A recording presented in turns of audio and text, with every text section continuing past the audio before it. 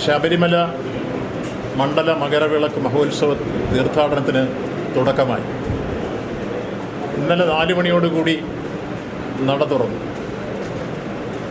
പുതിയ വർഷത്തേക്കുള്ള മേൽശാന്തിമാർ ചുമതലയേറ്റു. മുൻ വർഷത്തെ മേൽശാന്തിമാർ ഇന്നലെ അവർക്ക് യാത്രയേൽപ്പ് നൽകി അവർ സന്നിധാനത്തിൽ നിന്ന് പോവുകയുണ്ടായി. ഇന്നലെ ബുക്ക് ചെയ്തിരുന്നത് 30,000-ഓളം വെർച്വൽ ക്യൂ ഉണ്ടായി. ആ 30,000-ൽപ്പം വെർച്വൽ ക്യൂവിൽ വന്നത് 26,942. സ്പോട്ട് ബുക്കിംഗ് 2 തരത്തിലാണ്. അതിൽ തീർത്ഥാടകരുടെ 1,872, ഉന്നത ഉദ്യോഗസ്ഥ പ്രമുഖരും VVIPകളും എല്ലാം ഉൾപ്പെടെ 1,843. അങ്ങനെ ആകെ ഇന്നലെ 30,657 പേരാണ് ഇന്നലെ രാത്രി 12 മണി വരെ ദർശനം നടത്തി.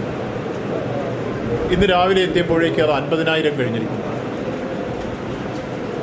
അപ്പോൾ ആദ്യ ദിവസം നമുക്ക് പൊതുവിലുണ്ടായ സംതൃപ്തി, എത്തിച്ചേർന്ന മുഴുവൻ ഭക്തന്മാർക്കും ഇന്നലെ ദർശനം നടത്താൻ കഴിഞ്ഞു. കാലേ കൂട്ടി നമ്മൾ തുടങ്ങി വെച്ച മുന്നൊരുക്കങ്ങൾ വളരെ ഫലപ്രദമായി വിജയകരമായി നമുക്ക് പൂർത്തീകരിക്കാൻ കഴിഞ്ഞു.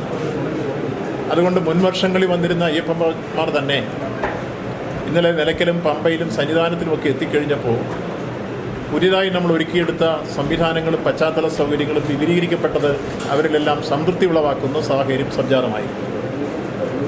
പ്രത്യേകിച്ചും നിലയ്ക്കലിൽ 17,000 സ്ക്വയർ ഫീറ്റുള്ള 2,500 പേർക്ക് ഇരിക്കാൻ കഴിയുന്ന ഒരു ജർമ്മൻ ബണ്ടൽ നിലയ്ക്കലിൽ നമ്മൾ രൂപം കൊടുത്തു. അത് ഇന്നലെ വിരിവയ്ക്കാനുള്ള സൗകര്യമായി.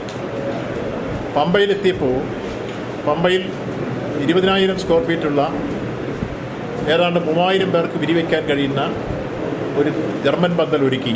അത് മുമ്പില്ലാത്ത സാഹചര്യമാണ്. അത് ഭക്തന്മാർക്ക് വളരെ സന്തോഷമായി. കാരണം പമ്പയുടെ സ്നാനം കഴിഞ്ഞ് കയറി വരുന്നവർക്ക് ഒന്നിരിക്കാൻ വിരിവയ്ക്കാൻ എല്ലാമുള്ള സൗകര്യം ഒരുക്കിയത് സന്തോഷത്തോടു കൂടിയാണ് അവർ കണ്ടത്. നിലയ്ക്കലിൽ നിന്ന് പമ്പയിലെത്തുമ്പോൾ ഈ സൗകര്യം ഉണ്ടെങ്കിൽ സന്നിധാനത്തിലേക്ക് എത്തുമ്പോൾ മുമ്പില്ലാതിരുന്ന ചില പ്രദേശങ്ങൾ നമ്മൾ പുനരുദ്ധരിച്ച് അവിടെയും കൂടുതൽ ആളുകൾക്ക് വിരിവെക്കാൻ കഴിയുന്ന സൗകര്യങ്ങൾ ഒരുക്കിയെടുത്തു. സന്നിധാനത്തിൽ എത്തിച്ചേരുന്ന ആളുകൾക്ക് ക്യൂ നിൽക്കുന്ന സമയത്ത് കാലതാമസം വരുമ്പോൾ അവർക്കെല്ലാം കിയോസ്കുകൾ സ്ഥാപിച്ച് ചുക്കുകാപ്പിയും അതുപോലെ തന്നെ ബിസ്ക്കറ്റും അടക്കമുള്ള ലഘുഭക്ഷണങ്ങൾ കൊടുത്ത് അവർക്ക് സംതൃപ്തി അടയുന്ന സാഹചര്യം കണ്ടു. അപ്പോൾ നിലയ്ക്കൽ പമ്പയിൽ സന്നിധാനത്തിൽ എല്ലാം വിരിവയ്ക്കാനും വരുന്ന ഭക്തർക്ക് ദർശനം നടത്താൻ സൗകര്യപ്രദമായ സാഹചര്യങ്ങൾ ഒരുക്കിയ പുതിയ പശ്ചാത്തലം എല്ലാവരിലും സംതൃപ്തി ഉളവാക്കുന്ന സാഹചര്യമായി. മറ്റൊന്ന്, നമ്മുടെ എല്ലാ പാതകളും ഗതാഗത യോഗ്യമാക്കിയിരുന്നു. അതേപോലെ തന്നെ നമുക്ക് ട്രാഫിക് KSRTC ബസ്സുകൾ പമ്പയിൽ വരെ ലോങ് സർവീസ് ഉൾപ്പെടുത്തുന്ന സാഹചര്യമുണ്ടായി. ബഹുമാനപ്പെട്ട കേരള ഹൈക്കോടതി നമുക്ക് ചെറുവാഹനങ്ങൾ പമ്പയിൽ വരാനുള്ള അനുമതി തന്നതോടുകൂടി അതും വലിയ സൗകര്യങ്ങൾ ഒരുക്കി. ഇന്നലെ വന്ന വാഹനങ്ങളുടെ കണക്ക് ലൈറ്റ് മോട്ടോർ വെഹിക്കിൾ 279, അതിൽ MMBയായി ബന്ധപ്പെട്ട 1,727, അതിൽ ഹെവി 1,058, ഇങ്ങനെ 3,064 വാഹനങ്ങളാണ് ഇന്നലെ എത്തിച്ചേർന്നത്. KSRTC service chain service 368, long service 45 ഇന്നലെ എത്തിച്ചേർന്നത്. അപ്പോൾ ഇതെല്ലാം കൃത്യതയോടുകൂടി വന്നു പോകാനും എല്ലാവർക്കും സംതൃപ്തി ഉറപ്പാക്കുന്ന സാഹചര്യവും ഒരുക്കിയിരുന്നു എന്നുള്ളതാണ് ഈ കണക്കുകളെല്ലാം സൂചിപ്പിക്കുന്നത്. ചെറുവാഹനങ്ങളെല്ലാം പമ്പയിൽ പാർക്ക് ചെയ്യാൻ അദ്ദേഹം പറഞ്ഞു. ബഹുമാനപ്പെട്ട ഹൈക്കോടതി തന്ന നമുക്കൊരു അനുമതിയാണ് ചെറുവാഹനങ്ങൾ പമ്പയിൽ പാർക്ക് ചെയ്യുന്നതോടുകൂടി അതൊരു സൗകര്യമായി, വന്നവർക്കും സംതൃപ്തിയായി. പിന്നെ എല്ലാവർക്കും ലഘുഭക്ഷണവും അതുപോലെ തന്നെ ദാഹജലവും കൊടുക്കുന്ന സാഹചര്യം ഒരുക്കിയിരുന്നു. അപ്പം നമ്മുടെ തമിഴ്നാട്ടിൽ നിന്ന് കുമളി വഴി വണ്ടിപ്പെരിയാർ വഴി വരുന്ന കാനനപാതയിൽ കൂടി കടന്നു വരുന്നവർക്കെല്ലാം പ്രത്യേക വിശ്രമ കേന്ദ്രങ്ങൾ ഒരുക്കിയിരുന്നു. അവർക്ക് കുടിവെള്ളം, ചെറുഭക്ഷണം, ലഘുഭക്ഷണം, വൈദ്യസഹായം ഇതെല്ലാം ഏർപ്പെടുത്തിയിരുന്നു. അത് ഫോറസ്റ്റുകാരുടെ സഹായത്തോടു കൂടിയാണ് നമ്മളിതെല്ലാം ക്രമീകരിച്ചിരുന്നത്. അവർക്ക് വെളിച്ചവും വെള്ളവും ഭക്ഷണവും ഒക്കെ കൊടുക്കുന്ന സാഹചര്യങ്ങൾ ഉറപ്പാക്കാൻ കഴിയും. അപ്പോൾ അതിലെ കടന്നു വന്ന തീർത്ഥാടകർക്കും ഏറെ സംതൃപ്തിയായി ഇന്നലത്തെ അവരുടെ വരവും അവരുടെ സൗകര്യങ്ങളുമെല്ലാം എടുത്തു പറയുകയുണ്ടായി. പിന്നീട് നമുക്ക് പമ്പയിലും സന്നിധാനത്തിലും എല്ലാം പ്രത്യേകമായി മെഡിക്കൽ സർവീസ് ഇപ്പം നിലവിലുണ്ടായിരുന്ന നമ്മുടെ ഹെൽത്ത് സർവീസിൻ്റെ ആതുരാലയങ്ങൾ അത് സന്നിധാനത്തിലുണ്ട്, പമ്പയിലുണ്ട്, നിലയ്ക്കലുണ്ട്. ഈ സൗകര്യങ്ങൾക്ക് പുറമേ 100 ഡോക്ടർമാരുടെ സേവനം തമിഴ്നാട്ടിൽ നിന്ന് നമുക്ക് ഉറപ്പാക്കിയത് അവരുടെ ഒരു ടീം വന്ന് പമ്പയിൽ ഒരു ആശുപത്രി നമ്മുടെ ഹെൽത്ത് ഡിപ്പാർട്ട്മെൻറ്റുമായി യോജിച്ച് അതിൻ്റെ പ്രവർത്തനങ്ങൾ ഏറ്റെടുക്കുകയാണ്. അവർ ഇപ്പോൾ സന്നിധാനത്തിലും ഇവിടുത്തെ ഹെൽത്ത് ഡിപ്പാർട്ട്മെൻറ്റുമായി യോജിച്ച് അവരുടെ സേവനം ഉറപ്പാക്കുന്ന ഒരു ദൗത്യം ഏറ്റെടുത്തിട്ടുണ്ട്. അത് മുൻ വർഷങ്ങളിൽ ഇല്ലാതിരുന്ന സാഹചര്യമാണ്. പിന്നീട് നമുക്ക് ട്രെയിനിങ് സിദ്ധിച്ച വളണ്ടിയേഴ്സിനെ അവർ വിന്യസിച്ച് അടിയന്തര പ്രാധാന്യമുള്ള വൈദ്യസഹായം കൊടുക്കുന്ന രംഗത്ത് ഇപ്പോൾ CPR പോലുള്ള കാര്യങ്ങൾ നടപ്പാക്കാൻ വേണ്ടിയുള്ള ശ്രമങ്ങൾ അവരാരംഭിച്ചിട്ടുണ്ട്. ഏറ്റവും കൂടുതൽ ഇന്നലെ ഇവിടെ എത്തിച്ചേർന്ന ഒരു കീഴ്ശാന്തിക്ക് പൂജയ്ക്ക് വേണ്ടി വന്ന ഒരാളാണ്. അദ്ദേഹത്തിന് ചെസ്റ്റ് പെയിൻ പമ്പയിൽ വെച്ചുണ്ടായി. സന്നിധാനത്തിൽ വന്നു. അദ്ദേഹത്തെ വീണ്ടും പെട്ടെന്ന് തന്നെ ഹെൽത്ത് ഡിപ്പാർട്ട്മെൻറ്റും നമ്മുടെ മറ്റ് സേനാംഗങ്ങളും ചേർന്ന് റെഫർ ചെയ്ത് മറ്റ് ആധുനിക സംവിധാനങ്ങൾ ആശുപത്രിയിലേക്ക് മാറ്റുകയുണ്ടായി. അതിനുള്ള സംവിധാനവും വളരെ ക്രമീകരിച്ച് മുന്നോട്ട് പോവുകയാണ്. അപ്പോൾ ഏതൊരു ഭക്തനും വിഷമം ഉണ്ടായാൽ അവർക്ക് പ്രൈമറി കിട്ടേണ്ട ട്രീറ്റ്മെൻറ്റ് കിട്ടും.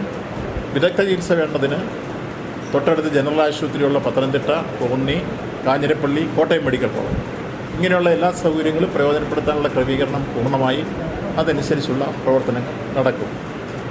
വാട്ടർ അതോറിറ്റിയായി ബന്ധപ്പെട്ട് ദാഹജലം എല്ലാ സ്ഥലത്തും എത്തിക്കാൻ വേണ്ടിയുള്ള ശ്രമങ്ങൾ കൃത്യമായി നടന്നു. 2-3 സ്ഥലത്തുകൂടി കണക്ഷൻ കൊടുക്കാനുണ്ടായിരുന്നു. ഇന്നിപ്പോൾ രാവിലെ കൊടുക്കും. വൈദ്യുതി ബോർഡുമായി ബന്ധപ്പെട്ട് കൂടുതൽ സ്ഥലങ്ങളിലേക്ക് അവർ ഇന്നലെ 2 സ്ഥലത്തുകൂടി രാത്രി ഓഫ് ചെയ്യേണ്ട സ്ഥിതി വന്നു. അതെന്താണെന്ന് വെച്ച് കഴിഞ്ഞാൽ മറ്റ് പ്രശ്നങ്ങളുണ്ട്. പുതിയ കണക്ഷൻ കൊടുക്കുമ്പോൾ ഓഫ് ചെയ്തുകൊണ്ട് കൊടുക്കുക, ആ നിമിഷ നേരങ്ങൾക്ക് വരുന്ന മാറ്റമാണ്.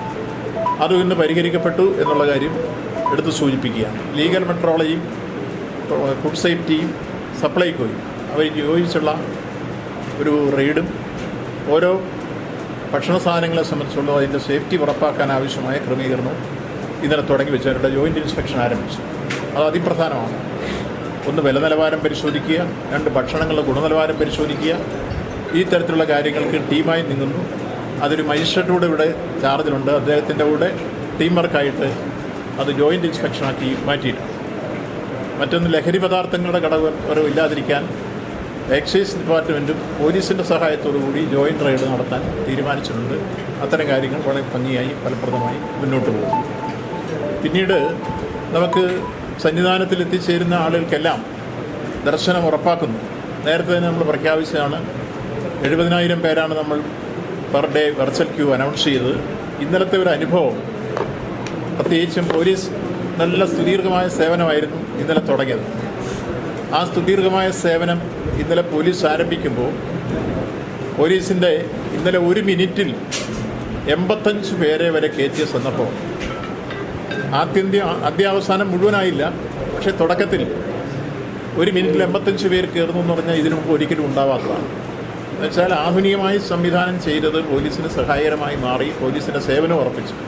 ഇതിനുവേണ്ടി വരുന്ന ഞാൻ പറഞ്ഞല്ലോ, കാനനപാതയിൽ കൂടി 132 കേന്ദ്രങ്ങളാണ് നമ്മളിപ്പോൾ വിശ്രമ കേന്ദ്രങ്ങൾ കൊണ്ട് ഒരുക്കിയിട്ടുള്ളത്.